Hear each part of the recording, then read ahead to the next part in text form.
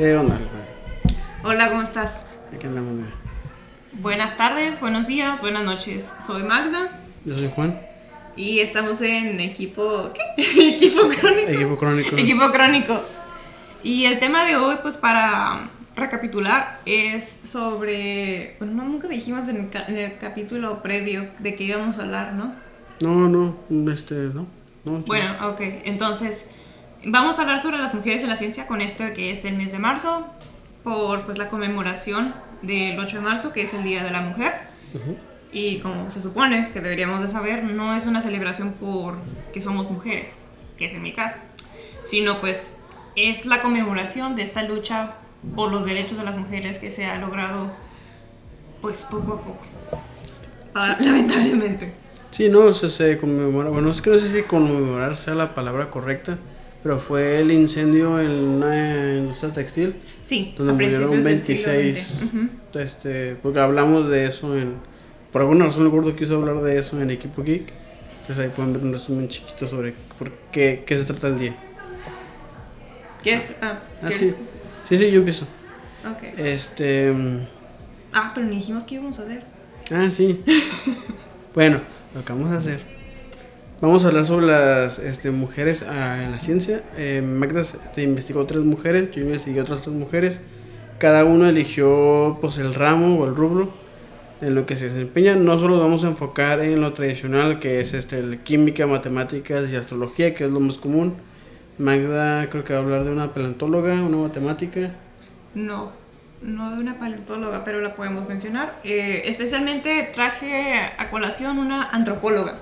Bueno, antropóloga. Yo en lo personal voy a hablar sobre 3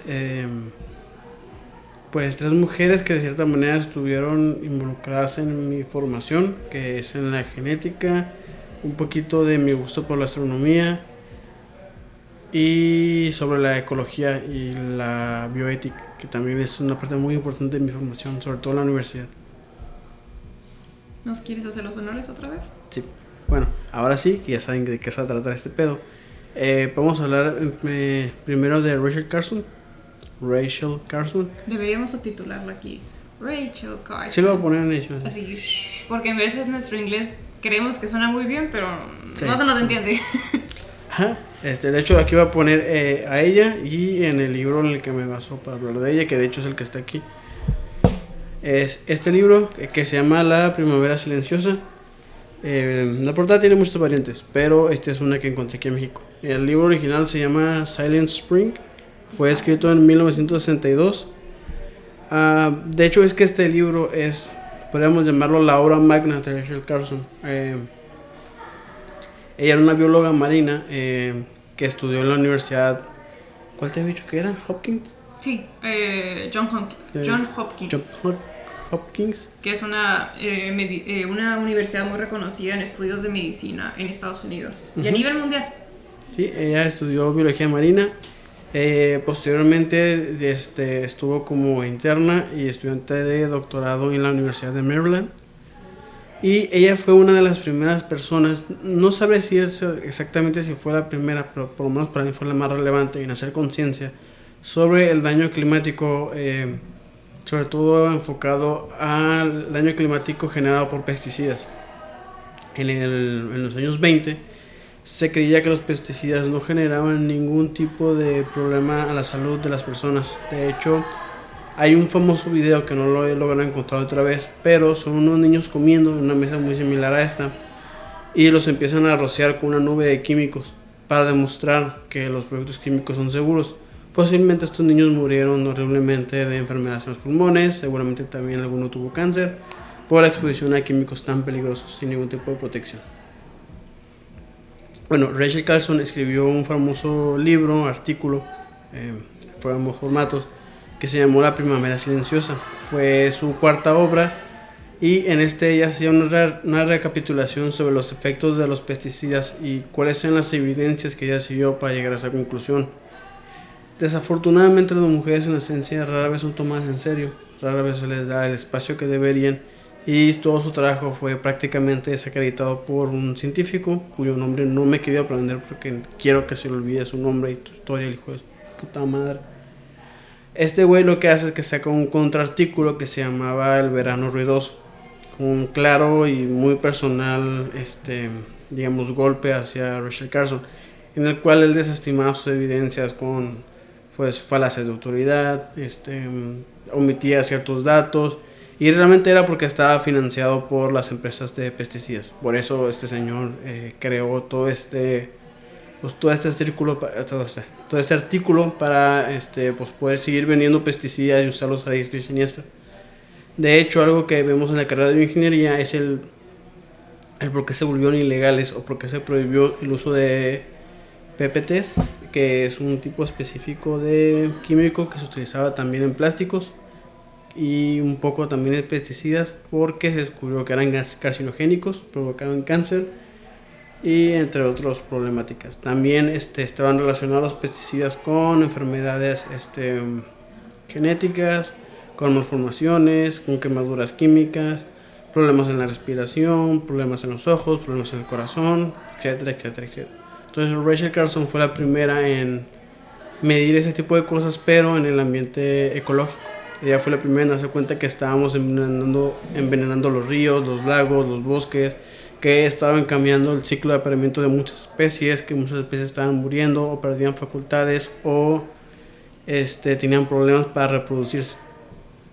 Y pues para mí la verdad, de hecho por eso compré su libro, no lo he terminado de leer, pero es uno de los libros más relevantes, sobre todo en la actualidad, porque seguimos haciendo las mismas pendejadas que se descubrieron hace ya más de, que serán buenos, 60 años. Ya son 60 años. Uh-huh. Entonces, por si alguien gusta leerlo, La Primavera Silenciosa es un libro sumamente recomendado, sumamente relevante, y todavía no hemos aprendido porque Monsanto sigue usando pesticidas a diestra y siniestra. Bueno, la primera mujer con la que quisiera abrir sería a Hipatía de Alejandría, que si bien no se tiene específicamente el año en que nació, porque pues era difícil mantener registros, obviamente, en los años antes de nuestra era, o como conocíamos los de la escuelita de la SEP antes de Cristo, AC, pero parece ser que nació pues por ahí del año 370 antes de Cristo, porque no puedo decir antes de nuestra era, de hecho. Y pues murió, ¿cómo diré? Murió asesinada, realmente fue asesinada en el año de 415 antes de Cristo. Y esta mujer era principalmente una matemática y astrónoma de Alejandría, lo que es ahora, bueno, ahora es Egipto, como el país, en aquel entonces el Imperio de Egipto, egipcio. No, pues más bien sí era el Imperio de Alejandría, ¿no? Porque era de Alejandro Magno. No recuerdo bien, y debería saber eso. Pero era cuando Egipto estaba siendo, pues por así decirlo, controlada o tomada por los griegos. Okay. Entonces tenemos que esta mujer era hijo de Teón, también un matemático y un filósofo griego. Esta mujer y también su padre vienen de esta escuelita neoclásica y... ¿cómo se dice? Posterior a la de Platón, como creo que neoplatonista o algo así se llama. No te puedo decir bien el nombre porque no quiero estar inventando, pero prácticamente traen estas ideas de Platón. Bueno, el papá de Alejandría, de Hipatía, otra vez me puse nerviosa. Pues analicé con profundidad las series numéricas que aportó Ptolomeo. También hizo una revisión de lo que es la geometría de aquel entonces, pero Hipatía le dio otra visión. Asimismo, también trabajaba como no una tutora como de su padre, sino como una compañera. Entonces tenían pues nivel de inteligencia, también de destreza, y pues como sabemos, cuando estamos en la antigüedad, porque todavía se puede considerar como historia antigua, pues una mujer que tenía de estas características, pues obviamente iba a ser acusada de bruja, ¿no? Bueno, también varias de sus aportaciones pues se suman neoplatónica, llamémoslo. Sí, iba por ahí. Ok, te lo voy a leer porque aquí lo tengo específicamente.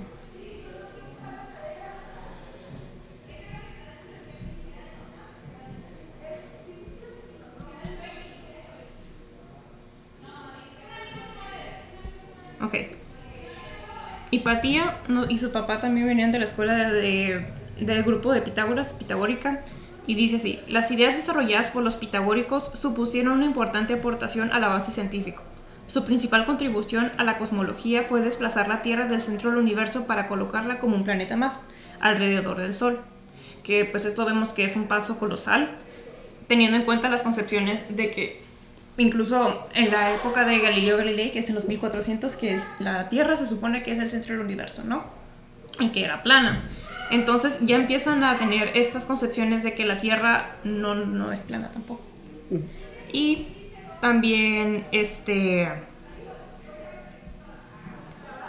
se suponía que la existencia de un principio más supremo de la realidad que se podía concebir en aquel entonces, que era pues de una concepción divina, y pues era una persona frecuente también en la escuela de Alejandría, donde se instruía en diferentes áreas, que también era la filosofía, la geometría, la astronomía, y pues lo que son el prototipo de la física, para poder entender la realidad. Y pues no sé qué más puedo decir de ella, a pesar de que pues de todos estos avances que estaba ella contribuyendo, pues lamentablemente cayó en estas manos del destino. Y de hecho es una de las musas de las musas principales de lo que es de las mujeres científicas durante la antigüedad. Y no sé si quieras continuar con alguna otra más. Pero qué raro que le hayan acusado de bruja en esa región en particular. Pues simplemente, para empezar, Hipatía era atea. Y estaba a favor de lo que era la equidad e igualdad de género. Entonces, cuando tenemos ahora sí a una civilización donde pues no existe esta separación entre Estado e Iglesia, las personas que están de hecho fuera de este marco legal,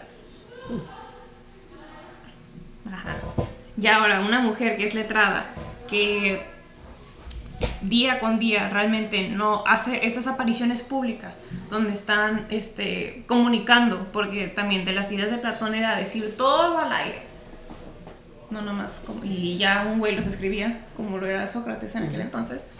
Entonces pues está causando este disturbio, y esa era una razón justificable para Cuellito, sí, para acusarle de bruja, y no se necesitaba tanto realmente para poder comprobar, entre comillas, que era una bruja y pagana. A mí me encanta el método de Salem, que era amarrarle los pies y echarle a un lago. Si se ahogaba no era bruja, si sobrevivía era bruja, entonces todos se lo mataban. ¿Ya terminaste? Pues sí, de ella sí. Okay. Entonces recomiendo, creo que no le hice justicia a todas las aportaciones, porque realmente yo tampoco le entiendo qué quiere decir, porque pues yo de astronomía y geometría no sé mucho. Sí, bueno, básicamente ella hizo aportaciones del heliocentrismo, que es que la Tierra está al centro. Bueno, ellos tenían la concepción de que el Sol era el centro del universo, ya después nos dimos cuenta que tampoco era así. Y pues básicamente una de las cosas en las que ella aportó fueron matemáticas, fueron geometría, astronomía. Que algo hizo que me acuerdo me parece que, bueno, es que en esos tiempos se me hace que sí existía la concepción de que la Tierra era redonda, pero se me hace que también tenía la concepción que era hueca. No recuerdo si ahí fue cuando empezó. No, mira, de hecho, su asesinato fue consecuencia del conflicto entre el poder civil de Orestes y el eclesiástico de Cirilo, que era el que hizo esta denuncia pública. Creo que lo que estábamos hablando en esa carne asada, lo de como que te repudio. Ajá. Bueno, ahí está. Sí, estamos hablando de la Biblia en una carne asada. Esto es como que trip del Antiguo Testamento, para que se den una idea de... No, pero el Nuevo Testamento, ¿no? No, pues es antes de Cristo. No, sí, pero la Biblia que leíamos nosotros no. Ajá, no. Pero lo que estamos leyendo era del Antiguo Testamento. Sí. Bueno, pues. Es que estábamos en una carne asada, ¿qué haces? No, pues te pones a pistear y quién sabe qué. Estamos leyendo la Biblia, en voz alta. Sí, el problema es que yo no conocía a nadie. Magda me arrastró porque vamos a grabar un podcast de colaboración. Ajá, le dije, vamos a grabar el podcast no en esta carne, no grabamos vergas. nada. Nos pusimos a leer la Biblia, luego jugamos uno, lo comimos, lo volvimos a jugar. Estuvo bien. Sí, estuvo padre. Muy simpáticos amigos de Magda. Y no lo digo en forma sarcástica, genuinamente son gente muy simpática. Ajá, próximamente va una colaboración. Ajá, yo creo que vamos a traer a Álvaro y a Romina porque nada más tengo 3 micrófonos y creo que ellos nomás tienen uno. No, tienen 2, ¿Dos? creo. Ah, bueno. No me acuerdo. Mi aparato nomás resiste de 4. Sigan a Meta Histórica. Todo junto está en YouTube. Tiene más seguidores y más vistas que nosotros, con menos capítulos. ¿Cómo lo hicieron? No sabemos. No sabemos. Creo que el engagement en las redes sociales ayudó bastante. Ajá. Sepa cómo lo hicieron. Pero qué bueno por ellos. Sí, muy bien por ellos. Ok, hipatía. Ajá. No, pues ya. No, pues ya, yo ya. Porque ya realmente. No. Sí, le dieron cuidados. Sí fue San Cirilo. O Cirilo, no recuerdo cómo se llamaba. Ajá, la mandaron a matar. Para empezar con unos, ¿cómo se llama? Mercenarios. Obviamente no fueron castigados. Nunca se supo quiénes fueron, pero pues, bueno, pobrecita. Descansa en paz. Gracias. Hipatía. Sí, bueno, la siguiente persona con la que quiero hablar es Rosalind Franklin. Yo creo que una de las personas más ¿Relevantes? pues que relevantes, infravaloradas y sobre todo más contribuciones le robaron o sea, Rosalind Franklin no era una genética como tal, aunque sus aportaciones sí fueron directamente hacia la genética. Ella más bien era una cristalógrafa. Ella se dedicaba a analizar con rayos X diferentes formas de cristales, tanto cristales minerales como proteicos. Y a partir de eso ella analizaba su estructura y le permitía inferir un montón de cosas. La verdad es que el proceso es bastante complejo, por eso no lo explico. Algo que ella hizo con un proceso con el que ella logró cristalizar parte del genoma humano, lo pasó en un dispositivo de rayos X y básicamente lo que hizo es que tomó una fotografía del ADN. La fotografía es un poco extraña y sin cierto análisis no se puede inferir mucho de ella. Sin embargo, lo que sí se puede inferir de esta es que es una cadena de doble hélice. Eso fue un descubrimiento sumamente relevante para la época porque todavía no se sabía cuál era la forma real del ADN. Entonces ella toma la fotografía, la tiene, la analiza, se da cuenta de lo que es y la guarda en su escritorio. A la par les tengo que contar de 2 sabandijas de la ciencia. John Watson y... no me acuerdo cómo se llamaba Crick. Bueno, Watson y Crick, casi siempre estaban esos dos como camotes. Yo insisto que se daban porque eran homófobos, misóginos. O sea, todo lo que está de por sí mal, ahora peor. Ajá, no, a Watson le quitaron todos sus galardones por racista. O sea, oficialmente le dijeron: ¿te acuerdas de todo lo que ganaste de premios y becas y todo eso? O sea, la verga por ojete. Sí, es que todavía vive el señor.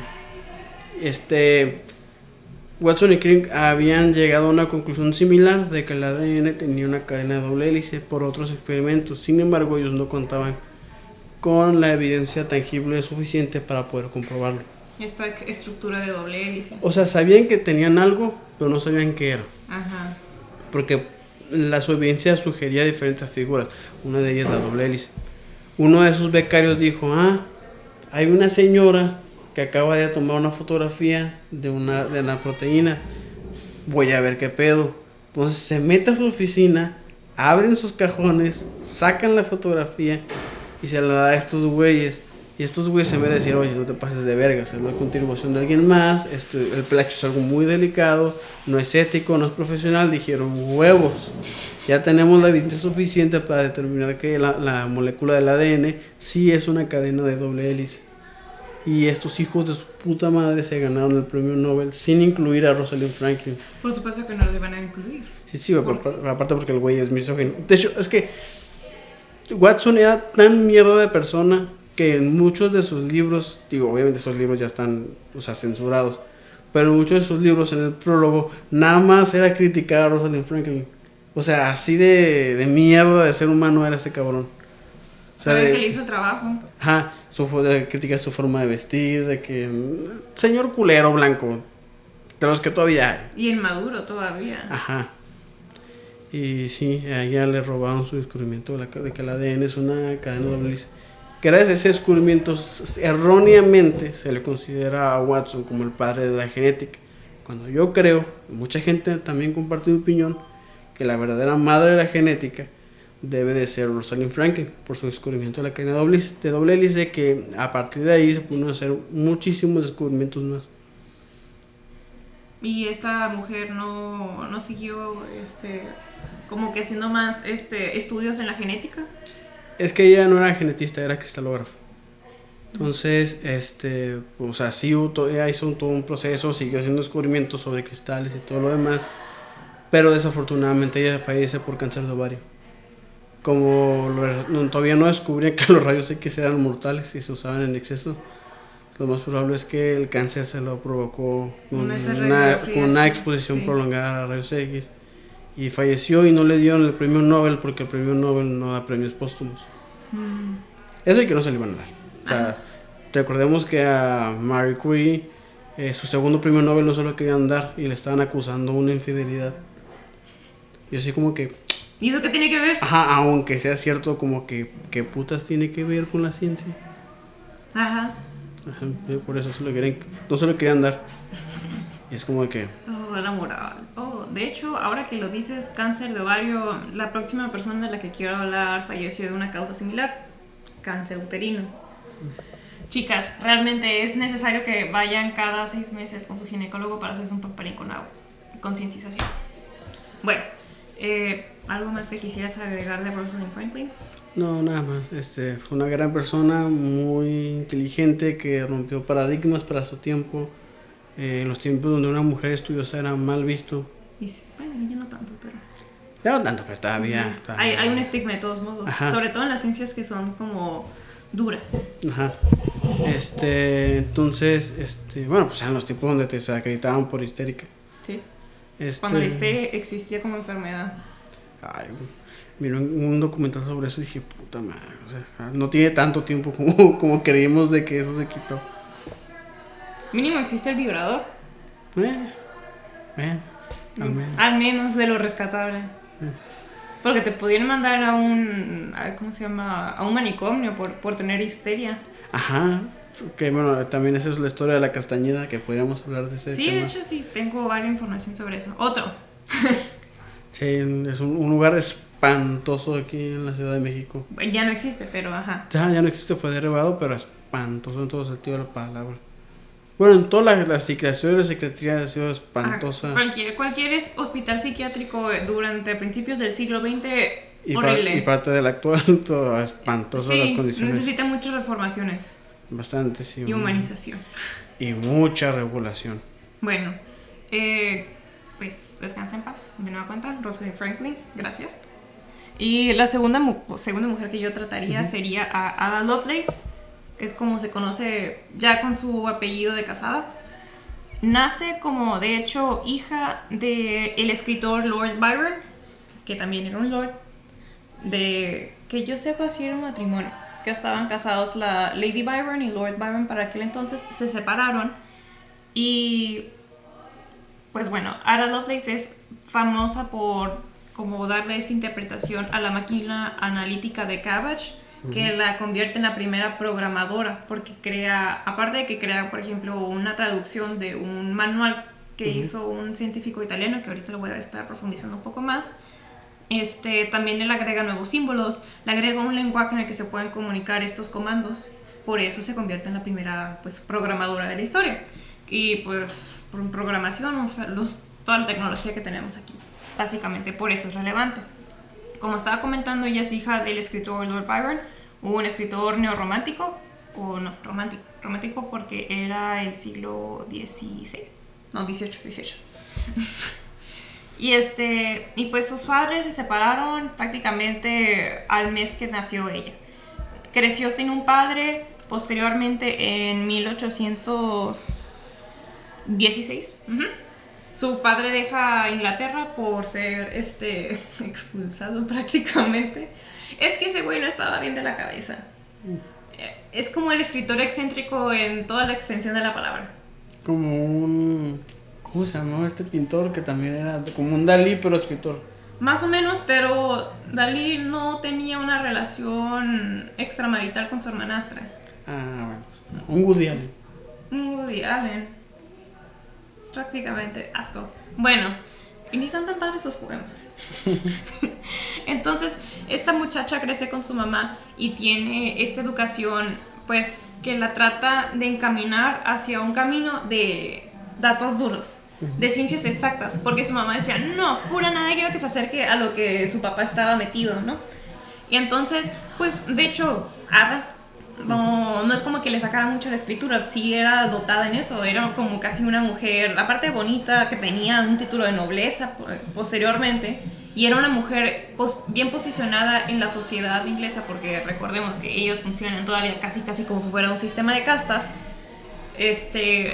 Pues tenía, ¿cómo se llama? A pesar de que era enfermiza, pobrecita, tenía como que las herramientas para poder posicionarse bien en la sociedad, ¿no? The society, como ellos dicen. Bueno, como es esta mujer, pues, ¿cómo se dice? Ávida, tanto en la ciencia, tanto como en las bellas artes, pues se ganó sus buenos jalecitos durante esta etapa de formación. Y Ada conoció a Mary Somerville, que es como una autora y también científica del siglo XIX, que le presentó a Charles Babbage, que es el que que prácticamente es el que hizo la primera máquina de programación. Es que no sé, según yo fue Alan Turing. Pero ajá, tal como para predecir patrones es la de Alan Turing, pero esta es como que la primera en sentido de que va para ese camino. No sé. Está bien raro, es que tampoco te deberíamos hablar de Charles Babbage también porque ni siquiera sabemos qué hizo. Entonces, pero Ada ella lo conoció en 1833 y se convirtió en su tutora. Digo, no, mentira, él era el mentor. Ella era su tutorada. Y pues la morra ni siquiera era mayor de edad, apenas tenía 17 años. Entonces, Charles Babbage era un profesor. Es que aquí tengo mis notas. Sorry si estoy como en las presentaciones leyendo los slides. Él era un profesor lucasiano, me imagino que es como tipo una corriente de una filosofía o una escuela de matemáticas en la Universidad de Cambridge, o sea, no cualquiera. Y también es conocido como el padre de las computadoras. En 1835, Ada se casó. Ya tenía aquí 19 años con William King, Lord William King, que era pues 10 años mayor que ella, algo común, lamentablemente. Y en 1838 se convierte ahora sí en, ¿cómo se llama? Tiene un título de nobleza, en el conde. Entonces ella es condesa Ada Lovelace. Y pues tiene tuvo 3 hijos. Bueno, en 1834, un año posterior a que Ada se le uniera, Babbage tenía planes para la construcción de un nuevo tipo de máquina de cálculo, una máquina analítica de carácter general. En el 33 comenzaron a trabajar juntos ambos para poder iniciar prácticamente el mundo de la programación. Esta máquina analítica es como un diseño de un computador moderno de uso general y representó un importante como cimiento dentro de la historia de la computación. Y pues prácticamente Babbage alistó a Ada como una traductora en memoria en francés porque también era pues, una mujer dotada de toda educación, ¿no? Y esta máquina pues no sé por qué está en francés, ni idea. Y bueno, prácticamente no es colega del mantenimiento, pero empezó como a realizar este tipo de manuales que le tomó bastante tiempo, como unos 9 meses, para poder hacer el manual en inglés. Después Ada tradujo un artículo que fue ¿cómo se llama? Publicado por científico italiano. Un momento, ya ni me acuerdo cómo se llamaba. Aquí está.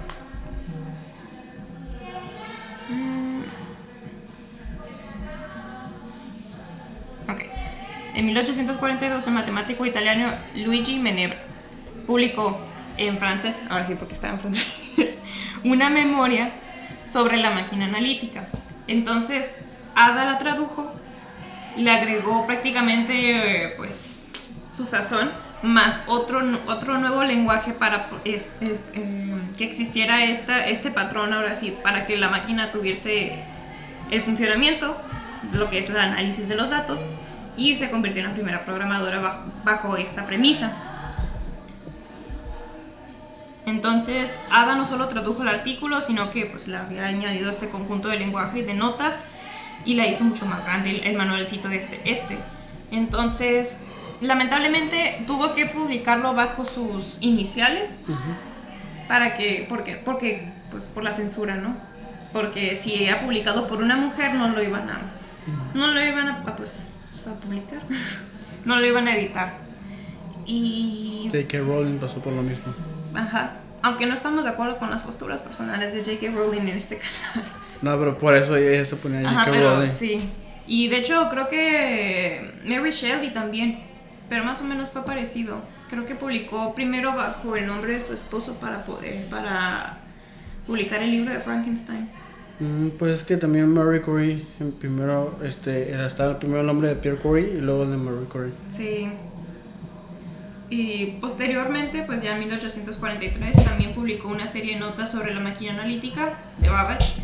Y pues, bueno, se puede decir que es un gran avance para la ciencia. Lamentablemente murió de cáncer de útero, dejando sin madre a 3 niñitos. ¿Pero a qué edad? De 37 años.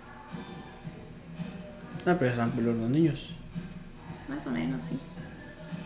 Digo, tomos qué triste que haya muerto tan joven. Sí, no, pero se murió muy joven. Imagínate todo lo que pudo haber contribuido más. ¿Se apagó la cámara? Nah, sigue grabando. Ah, ok. Quiero pensar. Quiero pensar que sigue grabando. Y también, bueno, pues ya, creo que es algo lo que puedo decir. También las tarjetitas perforadas. Ah, ¿fue de ella? Sí. Oh, okay. A mi mamá le tocó usar de eso. No para checar, pero me refiero a que el uso de tarjetas perforadas para programar la máquina. Ajá, se usaba pues no recuerdo bien cómo funcionaba, pero era una especie de... Pues era donde metías el algoritmo por lo que querías que la máquina hiciera. A mi mamá le tocó usar ese tipo de tarjetas también, porque ya estudió programación en la preparatoria, pero dice que fue... que la pasó así por... De noche. Sí, de pasar. Pero bueno. Sí, dice ella que le tocó perforar todavía. Ella la diseñó. Y de hecho fue enterrada junto a su padre, que nunca conoció, a petición de ella. Descansa en paz. Ada Lovelace, Byron Lovelace, ¿no? Sí. Bueno, ¿quién más? Bueno, pues sé que muchos esperan estudiar Marie Curie. Pero no la vamos a decir. La verdad es que yo pensé que Magda le iba a decir, por eso no lo elegí. Me la guardó según él. Ajá. Dije, pues una muy famosa mujer que hizo muchísimas contribuciones a la ciencia. Dije, va a hablar ella de Marie Curie. Y no. Por lo mismo, porque ya todos se saben eso. Pues no sabían lo de la infidelidad por la cual no le querían dar su segundo premio Nobel. Eso es irrelevante. Y lo de que era amiga de Albert Einstein. Eso sí, era una amiga muy cercana. De hecho, cuando es predecible. Le quisieron inventar lo de la infidelidad. Es que no era infidelidad tal cual. Ya había fallecido Pierre Curie por X razones. Por radioactivo. Rayos X. Por tóxico. Por tóxico. Ella se hace como un amigovio. Es que no era muy claro cuál era la relación. Ajá, no era muy clara cuál era la relación que tenía Marie Curie con este señor. Pero mucha gente decía como que, pues, o sea, no queremos que una mujer sea la primera persona en ganar 2 premios Nobel en diferentes categorías.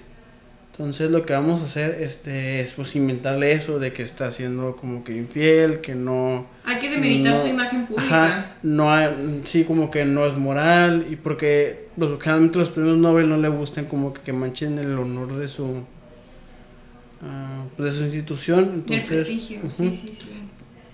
Por ahí se quisieron ir y Albert Einstein le mandó una carta diciéndole como que, güey, déjate de cosas. Yo te apoyo, No a Marie Curie, pero a los Nobel como que déjate de cosas. Sí. Y se lo dieron y fue la primera persona viva en ganar 2 premios Nobel. 2 premios Nobel, cada uno en diferente categoría. Creo que fue en física y el otro fue en química. Pero bueno, esa historia no la vamos a contar. Ajá. Investiguen, hay un chorro de videos y podcasts de eso. Ajá. Bueno, mi tercera mujer de la ciencia, que es una persona que también admiro, que desafortunadamente cayó en las garras del patriarcado opresor, era Cecilia Payne. Annie Canyon era otra persona que, en caso de que no encontré información, iba a hablar de ella. Bueno, es que no se puede hablar realmente de Cecilia Payne sin hablar de Annie Canyon. Annie Canyon era parte de le decían las computadoras de Harvard, las computadoras de Oxford, un pedo así. Eran un grupo de mujeres, algo muy inusual para la época, pero eran un grupo de mujeres que servían en la ciencia. O sea, ellas eran analistas de datos, específicamente en el área de la astronomía, a cargo de un departamento de un profesor, que desafortunadamente no recuerdo su nombre, pero fue muy famoso este grupo de mujeres porque muchos hombres se reían de ese grupo, que le decían el harén privado del señor que tenía ese departamento. No era nada que ver, el señor era un tipazo. Pero, entonces cuando llega Cecilia Payne a Estados Unidos, porque ella es inglesa, conoce a Annie Canyon, que pues es la jefa de ahí de todo de ese grupo, y ellos se dedicaban precisamente al análisis de las estrellas. Específicamente, Annie Canyon tenía un estudio sobre la clasificación de los distintos tipos de estrellas y cometas. Tiempo después, Cecilia Payne se dio cuenta de una peculiaridad, y es que no era una clasificación nada más en cuestión de qué tan brillante era, sino que había una clara relación entre qué tan brillante era y qué tan caliente era la estrella. Entonces, Annie Canyon Cecilia Payne fue la primera en darse cuenta de que la relación entre la brillantez y el calor que emitía la estrella era directamente proporcional. No recuerdo cuál era la clasificación, porque eran como que letras un poquito como que al azar. Era algo así como que C, F, F, G. En un código propio. Ajá, en un código propio. Pero ella fue la primera en decir, mira, a partir de estos cálculos, Annie, lo que hiciste fue, sin darte cuenta, es que en vez de clasificarlas por brillantez, también las clasificaste por temperatura, desde la más fría hasta la más caliente. Entonces, tiempo después, Cecilia Payne hace una investigación, porque para ese entonces se creía que las estrellas estaban hechas de lo mismo que los planetas, de diferentes tipos de elementos, de carbono, oxígeno, hierro y demás. Ella fue la primera en inferir que las estrellas estaban realmente hechas de mayormente hidrógeno y helio. El helio como un material de residuo de la fusión nuclear, que todavía no lo tienen tan claro en ese momento, pero básicamente ella fue la primera en inferir todo esto. ¿Cómo le hizo? La verdad es que no sé. Ella hace una tesis doctoral bastante brillante, donde ella explicaba cuál fue el análisis que ella determinó cuál es el análisis de datos que ella utilizó para poder determinar que las estrellas contenían mayormente hidrógeno. A partir de eso, ella manda esa tesis doctoral a su jefe de departamento, y el jefe de departamento la rechaza, porque en esos tiempos considerar que las estrellas estaban hechas nada más de hidrógenos era una ridiculez. Y estuvieron hechas también de helio. Ajá. En esos tiempos se pensaban que las estrellas eran sólidas, como el núcleo del planeta. Aunque, entonces cuando le rechazan a Cecilia Payne, ella agarra su tesis doctoral, y hay una cita muy famosa que decía, determino que las estrellas están hechas de hidrógeno, y agrega a mano escrita una siguiente frase que dice, y a pesar de todos estos datos, no es así, dándose por vencida con su estudio. No. Tiempo después, ese señor que rechaza la tesis doctoral se da cuenta que efectivamente, Tienes razón. a partir de diferentes datos, estudios y experimentos, Cecilia Payne tenía razón. Las estrellas estaban hechas mayormente de hidrógeno, y utilizaban, y el helio también, pero como material de residuo. Entonces esa es una historia de cómo... ¿Y se robó el crédito? No, sí le dio crédito. Okay. Fue... De los pocos que les dan el crédito. Sí, de los pocos que dicen, su madre, sí, ella tenía razón, no, pues le voy a dar el crédito que corresponde. Fue de los muy pocos, porque casi siempre era al revés, o sea, como que, tú lo descubriste, pero eres mujer y nadie te va a querer. Entonces, copy-paste, yo hombre ya lo publico y a mí sí me creen. Sobre todo porque generalmente son personas que ya están bien posicionadas. Ajá. Dentro de esas instituciones académicas. Ay, chale. Sí. Bueno, esto suena un poquito más optimista. De la siguiente persona que quiero hablar es Margaret Mead, que sería prácticamente una de las figuras más representativas de la antropología y la antropología norteamericana. Margaret nació el 16 de diciembre de 1901 en Filadelfia, Pensilvania, y fue una antropóloga pues, norteamericana que estudió en diferentes universidades como DePaul, Barnard College y Columbia University. Ok. ¿Sigamos? Sí. Ah, ok. No te lo voy a editar. Está bien. Decía, estudió en diferentes universidades como DePaul, Barnard College y Columbia University con antropólogos que fungieron como tanto amistades y pues fueron colegas y también fueron sus instructores. Ellas son Ruth Benedict y Franz Boas, que son en la antropología son de las personas que prácticamente nos están dando una versión solidificada de qué es una cultura, el concepto de cultura.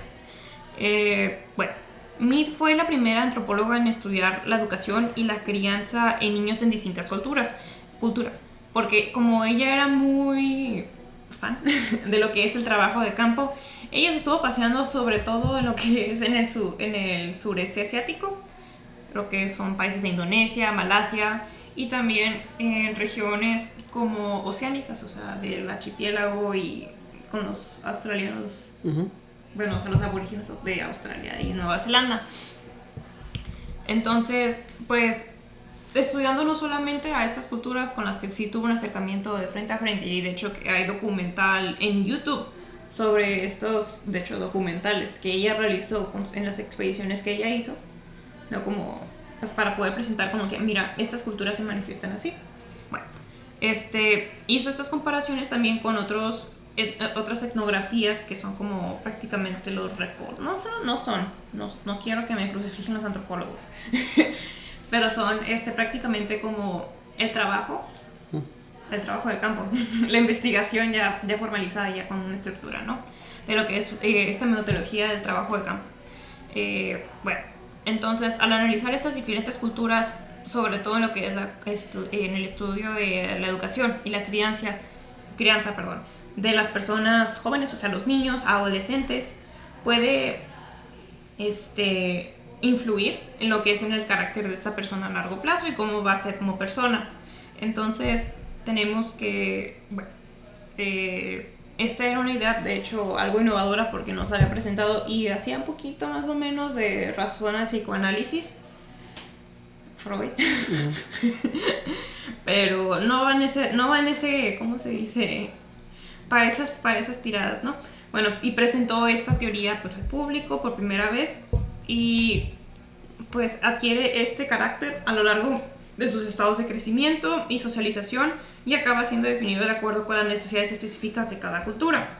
De esta forma, el carácter del individuo puede estar definido por ya sea características en función que el entorno le ha dado a la persona.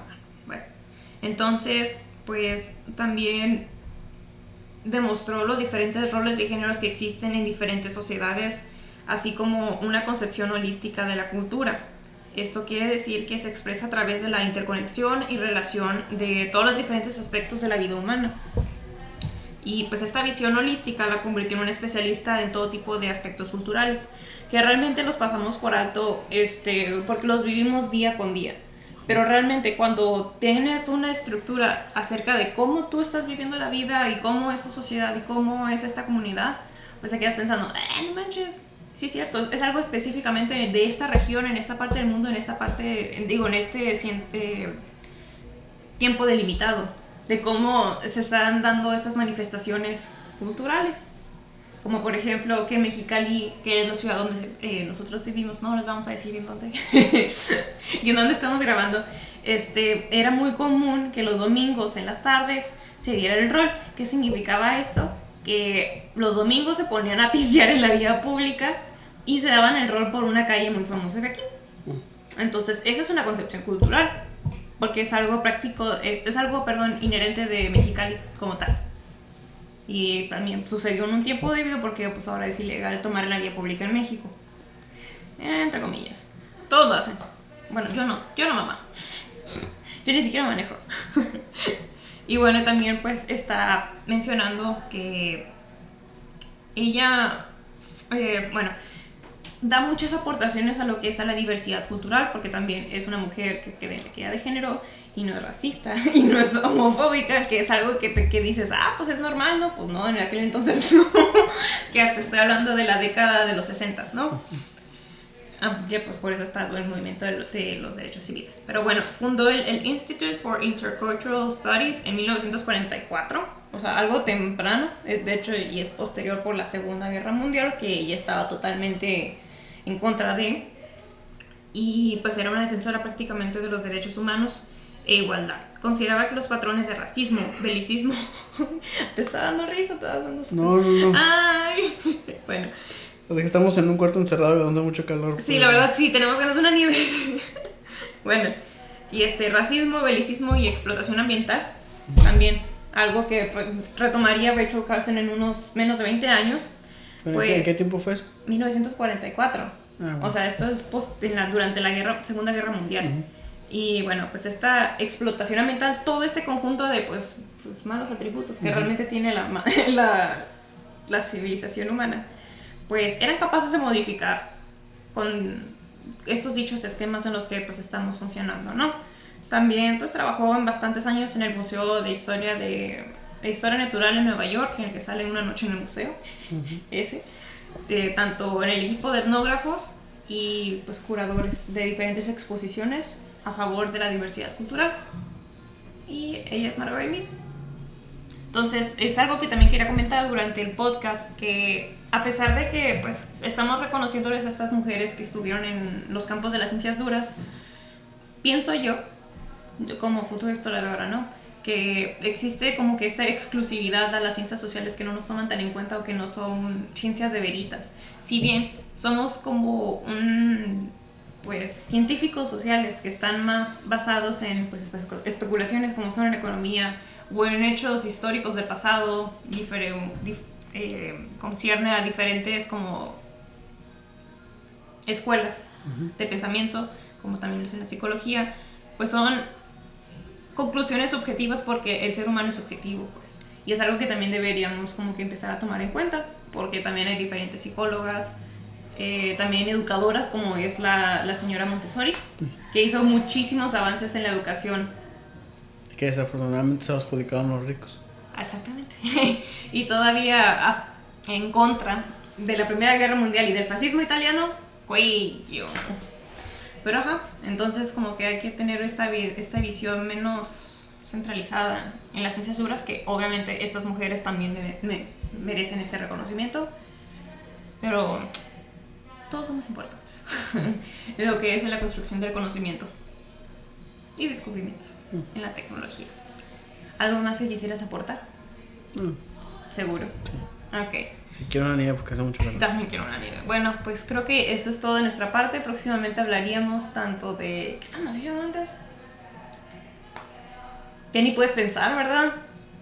Bueno, se vienen próximamente avances tecnológicos a causa del sufrimiento humano durante la historia. Simón. Este es uno, pero habíamos dicho otro aquí en medio del podcast y ya se nos olvidó los dos. Ahorita mi mente está. Mi mente está con el hámster así como que sudando, el jantar ahí todo caliente. Cuando edite esto, tengo que rechutármelo, ahí lo voy a agregar. Ahí vamos a saber cuál era. Y chequen en Instagram porque voy a subir los show notes. Próximamente vamos a hacer lives cuando estemos haciendo la transmisión. Y próximo una colaboración también con Meta Histórica. Vamos a contar cómo lo hicieron. Para tener esos números. Ganotes, y yo chingándome jugosos números. Y yo chingándome con una cámara y me que esos güeyes ponen un loop nada más. Pero aún así salió bien. Sí. Bueno, no estamos demeritándolos, se los juramos. Es envidia la buena. Bueno, ahora sí, nos despedimos. Nos vemos. ¿Qué fue eso? Adiós. Es que envidiar, bueno. Y tú... Eso mío. Tenía que ser white chica. No es cierto, sí. Ya. Bye. No, sí soy white chica.